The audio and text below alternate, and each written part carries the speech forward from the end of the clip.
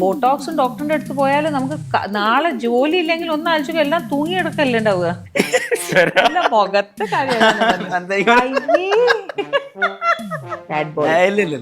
I have lot of double meaning talks with my boyfriends.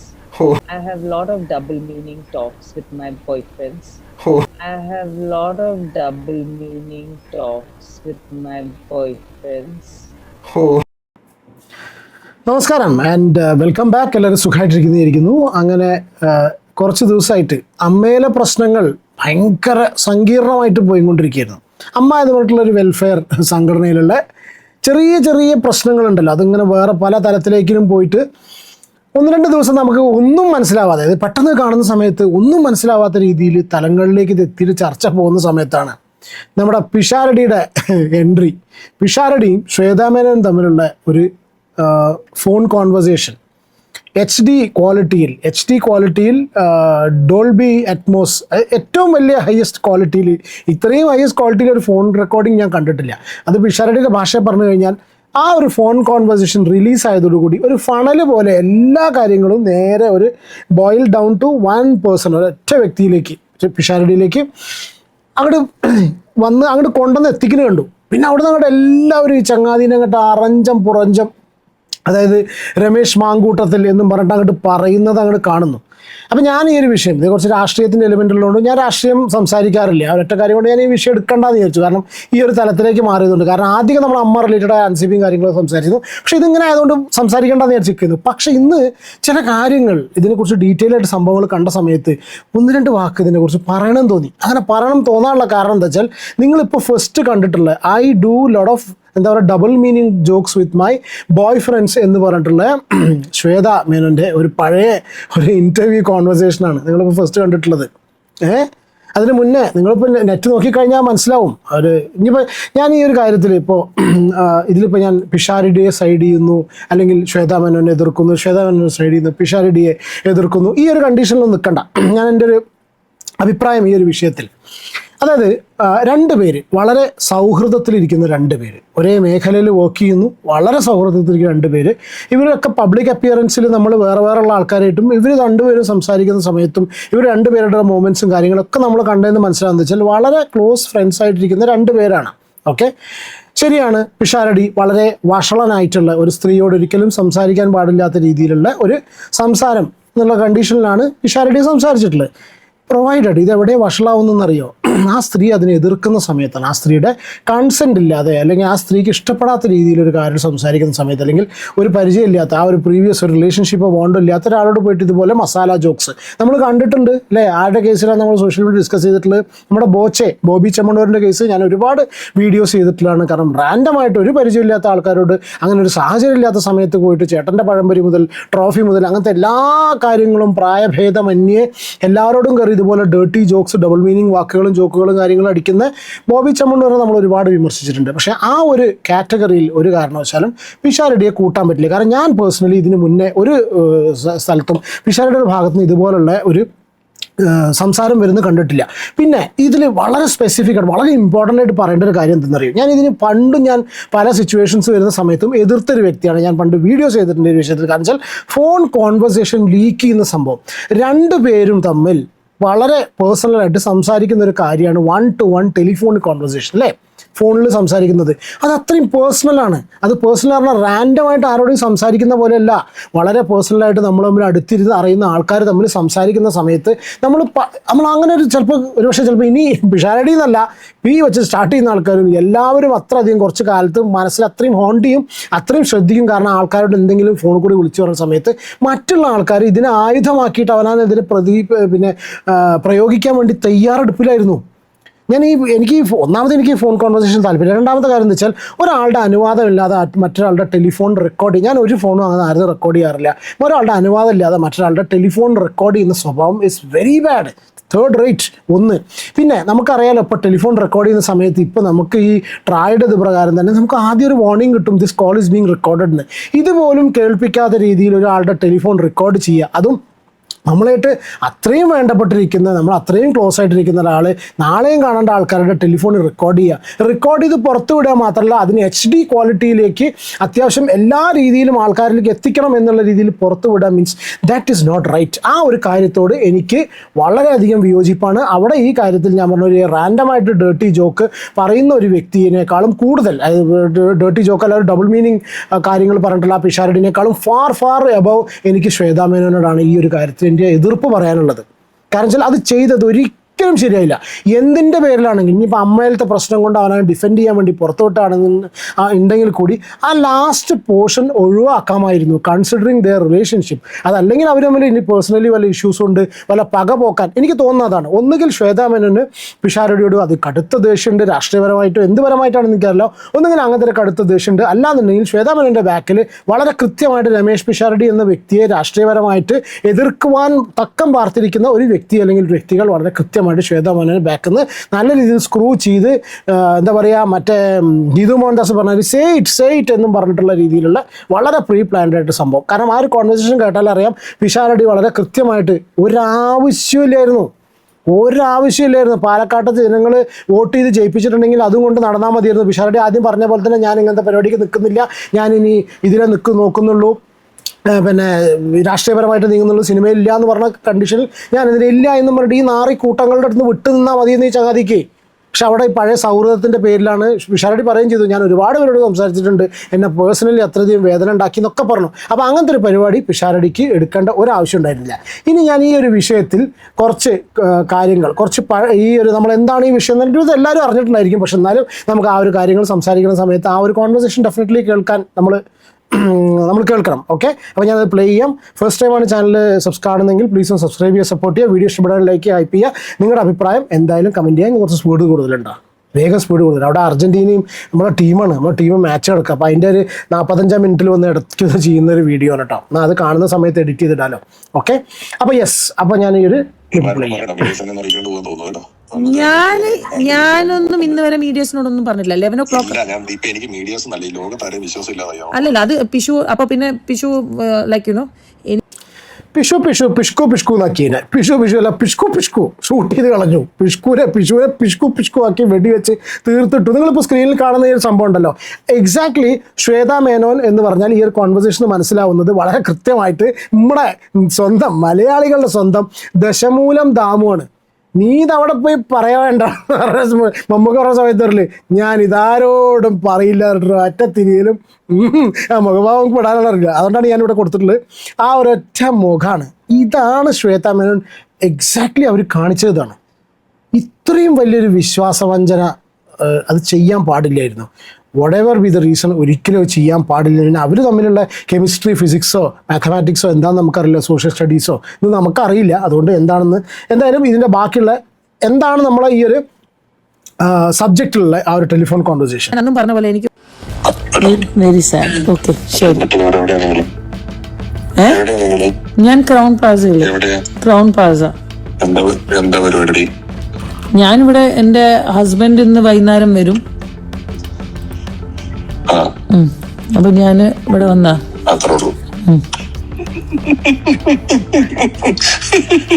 Hello എന്ത്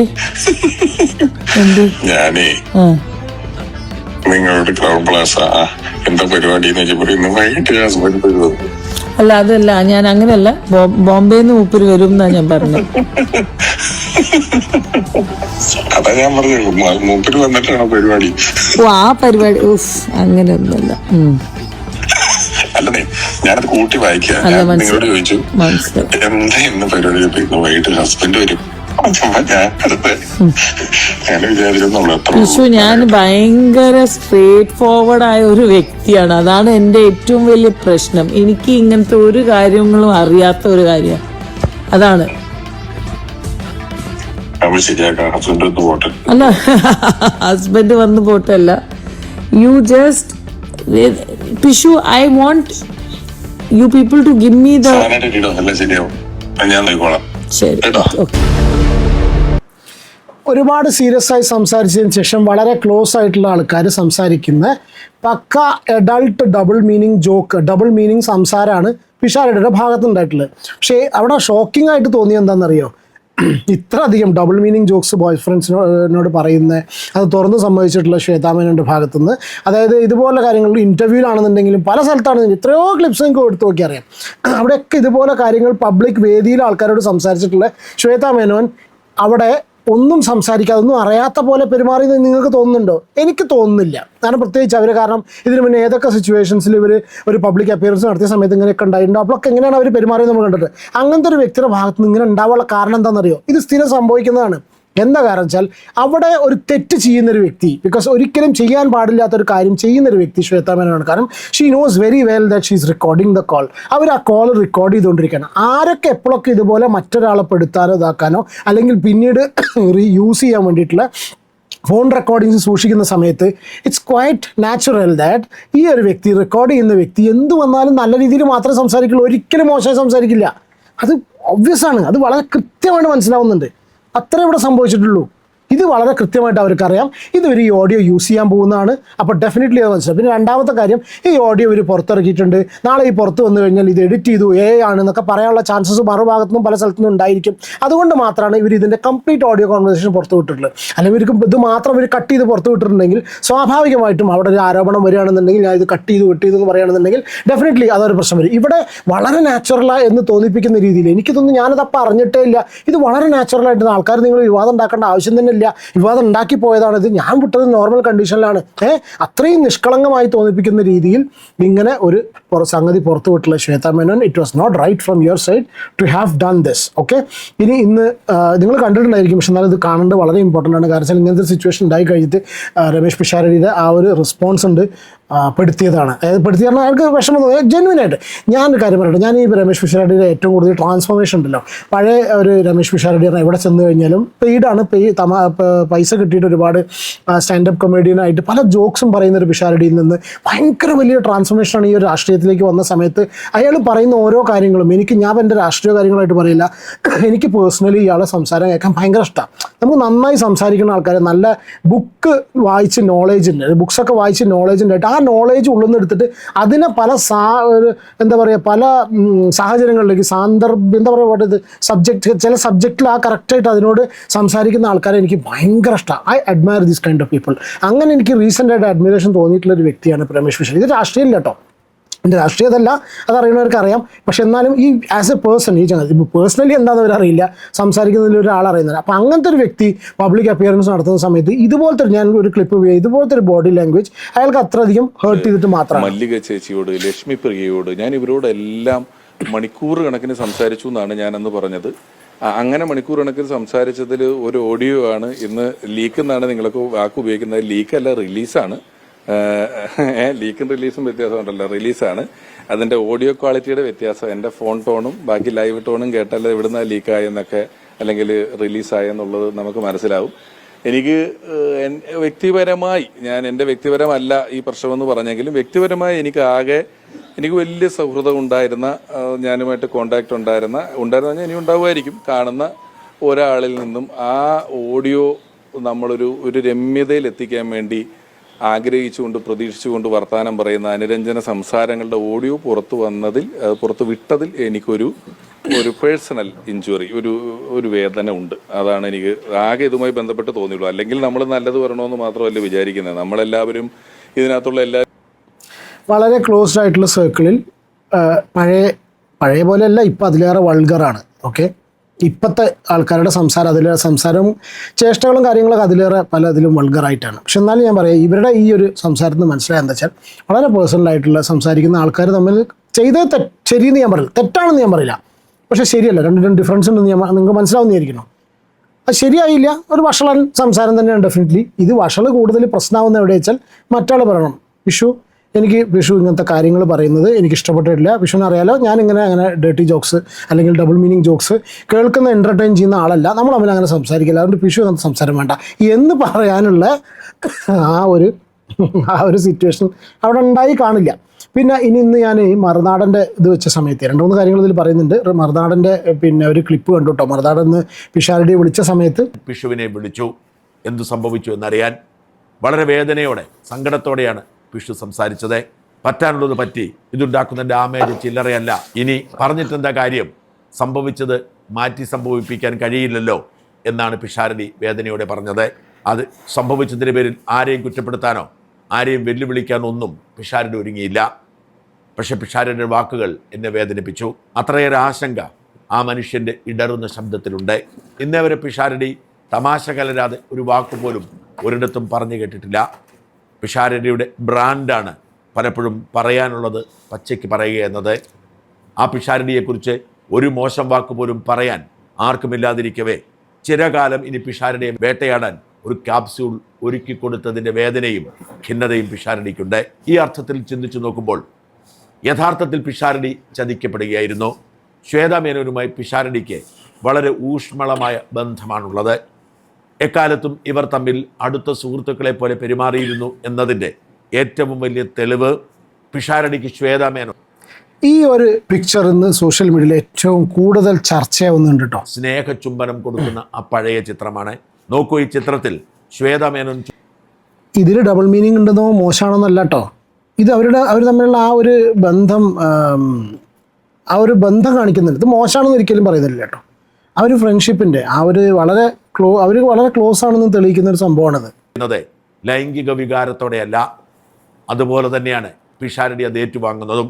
ഊഷ്മളമായ സൗഹൃദമുള്ള ഒരാണും പെണ്ണും തമ്മിലുള്ള സ്നേഹപ്രകടനത്തിനപ്പുറത്തേക്ക് അശ്ലീല കാഴ്ചയൊന്നും അതിലില്ല. ഇങ്ങനെ ശ്വേതാ മേനോന് പിഷാരടി ചുംബിക്കണമെങ്കിൽ അവർ തമ്മിലുള്ള കെമിസ്ട്രി എത്ര ഊഷ്മളമായിരിക്കണമെന്ന് ഓർക്കണം. കറക്റ്റ്. ഇനി ഞാൻ ഫസ്റ്റ് കാണിച്ചിട്ടുള്ള ഒരു ക്ലിപ്പുണ്ട്. അതായത് പണ്ട് ഒരു ഇൻ്റർവ്യൂ കൊടുത്തതിൻ്റെ ശ്വേതാ മേനോൻ. ഇപ്പോൾ ജസ്റ്റ് ഒരു റാൻഡം ക്വസ്റ്റ്യനാണ്. ഈ സോഷ്യൽ മീഡിയയുടെ പ്രത്യേകത അതാണ് അല്ലേ. ഈ ക്ലൗഡ് സ്റ്റോറേജ്, അതായത് നമ്മൾ പബ്ലിക്കായിട്ട് പറയുന്ന കാര്യങ്ങളുടെ പണ്ടത്തെ പോലെയല്ല ഇന്നത്തെ പ്രത്യേകത എന്താ വെച്ചാൽ എല്ലാം ഇതിൽ കിടക്കും. അപ്പോൾ നമ്മൾ എന്ത് കാര്യം, ഇപ്പം ആരുടെ കേസാണെങ്കിലും ഇന്ന് ഞാൻ പറയുന്ന ഒരു കാര്യം അല്ലെങ്കിൽ പണ്ട് ഞാൻ എത്രയോ വർഷങ്ങൾക്ക് മുന്നേ പറഞ്ഞിട്ടുള്ളൊരു കാര്യം any time it can back fire for any one. ഏതൊരു വ്യക്തിക്കും അതാണ്. അത് പേഴ്സണൽ ലൈഫിലും ഉണ്ടായിരിക്കും, പ്രത്യേകിച്ച് സോഷ്യൽ മീഡിയയിലൊക്കെ കാര്യങ്ങൾ പറയുന്ന സമയത്ത് ഇതെല്ലാവരും റിലേറ്റ് ചെയ്യും. ഇപ്പം ഇങ്ങനെ ഒരു സംഭവം വന്നതുകൊണ്ടാണ് നിങ്ങൾ നോക്കി നോക്കൂ, ഇങ്ങനെ ഈ ഒരു ഞാൻ കാണിക്കാൻ പോകുന്ന ഈ ഒരു ക്ലിപ്പ് ഇത്രയും റെലവൻ്റ് ആവുന്നു. ഒരിക്കലും സ്വപ്നത്തിൽ പോലും വിചാരിച്ചിട്ടുണ്ടായിരിക്കില്ല ഇതിങ്ങനെ ഒരു സംഭവമായിട്ട് വരും എന്നുള്ളത്.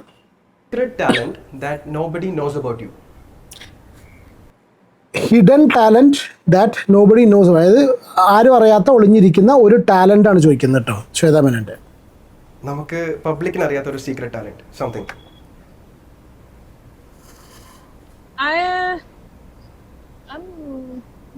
I'm very naughty. I'm very naughty. I talk. Actually, we know that already. I'm very naughty. I have a lot of double meaning talks with my boyfriends, girlfriends. Actually. ശുദ്ധി എന്ന് പറഞ്ഞാൽ ഒരു രക്ഷയില്ലാതെ. Okay. അല്ല ഞാൻ ഓക്കെ, അപ്പോൾ clear ആണല്ലോ അല്ലേ. പണ്ട് പറഞ്ഞൊരു കാര്യമാണ് ശ്വേതാ മേനോൻ പറഞ്ഞാണ്. അതായത് ഹിഡൻ ടാലൻറ്റ് ആർക്കും അറിയാത്തതെന്നാണ് പറഞ്ഞത്, ആർക്കും അറിയാത്തൊരു സംഭവം. പക്ഷേ ഇപ്പോൾ അത് വേറൊരാളുടെ മേലിൽ ഇങ്ങനെ പറഞ്ഞ് ഒരുപാട് പേര് അയാളെ ക്രൂശിക്കുന്ന സമയത്ത് അപ്പുറത്ത് നിൽക്കുന്ന ആളത്ര മോശം എന്ന് ഞാൻ പറയുന്നില്ല. പാർട്ട്നേഴ്സ് ഇൻ ക്രൈമോ എന്താ പറയുക, ഈക്വലി എന്ന് വേണമെങ്കിൽ പറയാം. ഈക്വലി അല്ല, അവിടെ more than the other person. കാരണം വെച്ചാൽ അത് പുറത്ത് വിട്ടില്ലായിരുന്നെങ്കിൽ ഒരു പക്ഷേ ചിലപ്പോൾ ഇത്ര അധികം. ഇനി ഇന്നലെ ഞാൻ നോക്കുന്ന സമയത്ത് ബീന ആൻ്റണി ഇതിനെക്കുറിച്ച് പറഞ്ഞിട്ടുള്ളൊരു കാര്യം കേട്ടോ. എനിക്ക് ഈ ഒരു കാര്യം കൂടി ജസ്റ്റ് നിങ്ങളെ മുന്നിലേക്ക് എത്തിയെന്ന്. ഈ 2 ദിവസമായിട്ട് നടന്നുകൊണ്ടിരിക്കുന്ന ഒരു കാര്യത്തെക്കുറിച്ച് സംസാരിക്കാനാണ് ഞാൻ വന്നത്. ശ്വേതയും പിഷാരടിയും തമ്മിലുള്ള, പിഷാരടി ഈ ഒരു പ്രശ്നങ്ങൾ സോൾവ് ചെയ്യാൻ വേണ്ടിയിട്ട് നമ്മുടെ കൂടെ നിന്ന ആളാണ്. ഇപ്പം നല്ലൊരു പൊസിഷനിൽ ഏറ്റവും നല്ല എന്താ പറയുക ജനപിന്തുണയോടെ ഒരു MLA ആയിട്ട് വന്ന ആളാണ് പിഷാരടി. ഞങ്ങൾക്ക് ഒരുപാട് അഭിമാനമുണ്ട്. അതാണ് സംഭവം. ഇത് ജനങ്ങൾ തിരഞ്ഞെടുത്ത ഒരാളാണ്, ജനപിന്തുണയോട് വന്ന വ്യക്തിയാണ്. കാര്യത്തിൽ ആ പിഷാരടി നമ്മുടെ ഈ അമ്മയുടെ ഒരു ക്രൈസിസിൽ ഹെൽപ്പ് ചെയ്യാൻ വന്ന ഒരാളാണ്. ആ ആള് ശ്വേതയോട് ഏറ്റവും അടുപ്പമുള്ള 2 സുഹൃത്തുക്കളാണ് അവർ തമ്മിലുള്ള സംസാരം ഇങ്ങനെ പുറത്തേക്ക് എടുത്തിട്ട് പിഷാരടിയെ പോലെ ഇത്ര ഇതിൽ നിൽക്കുന്ന ഒരു വ്യക്തിയെ ഇതുപോലെ വേദനിപ്പിച്ചതിലും ഇതുപോലെ മോശമാക്കിയതിലും ഞാൻ എൻ്റെ ദുഃഖം രേഖപ്പെടുത്താണ്. അത് വളരെ മോശമായി പോയി എന്ന് തന്നെ ഞാൻ പറയണം. ഒരിക്കലും വളരെ വലിയ വിശ്വാസവഞ്ചനയാണ് ശ്വേതയെ കാണിച്ചിരിക്കുന്നത്. ഒരിക്കലും അത് ചെയ്യാൻ പാടില്ലായിരുന്നു. കാരണം അവർ തമ്മിൽ എത്രയോ ആത്മബന്ധമുള്ള ആൾക്കാരാണ്. പിഷാരടി ജയിച്ചപ്പോൾ ശ്വേത പിഷാരടി ഉമ്മ വയ്ക്കുന്ന ഒരു ഇതാണ് പുറത്തുവിട്ട് ആ ഒരു സന്തോഷം പ്രകടിപ്പിച്ചത്. അത്രയും അവർ ആത്മബന്ധമുള്ള ആൾക്കാരാണ് അവരൊക്കെ. ആ ഒരു ഇതെടുത്ത് പുറത്തിട്ടപ്പോൾ ശ്വേത ഒരു കാര്യം ആലോചിക്കണ്ടേ, ആ മനുഷ്യനെ അത് എത്രമാത്രം ബാധിക്കും. ഇത്രയും പൊളിറ്റിക്കലി ഇത്രയും വലിയൊരു ഇമേജിൽ നിൽക്കുന്ന ഒരു മനുഷ്യനെ എന്തുമാത്രം മോശം രീതിയിലാണ് ഇപ്പോൾ മറ്റുള്ള പാർട്ടിയിലുള്ളവരും ആൾക്കാരും പറയുന്നത്. ആ ഒരു അവസ്ഥയിലേക്ക് ഒരിക്കലും പിഷാരടിയെ ആക്കാൻ പാടില്ലായിരുന്നു ശ്വേത. ഞാൻ അതിൽ ശക്തമായിട്ട് ശ്വേതയോട് പ്രതിഷേധിക്കുന്നു. അതോടൊപ്പം ഈ ലാസ്റ്റ് നിമിഷത്തിൽ പിന്നെ വന്നിട്ട് ശ്വേത പറയുന്നു, ഞാൻ രാജിവെച്ചിട്ടില്ല, ഞങ്ങളുടെ ഭരണഘടന ഇനിയും ഭരണ സമിതി ഇനിയും തുടരൂ എന്നൊക്കെ പറയുന്നതിൽ യാതൊരു അർത്ഥമില്ല ശ്വേത. അതിൽ ഇനി ഇങ്ങനെ സപ്പോർട്ട് ചെയ്യാനാ?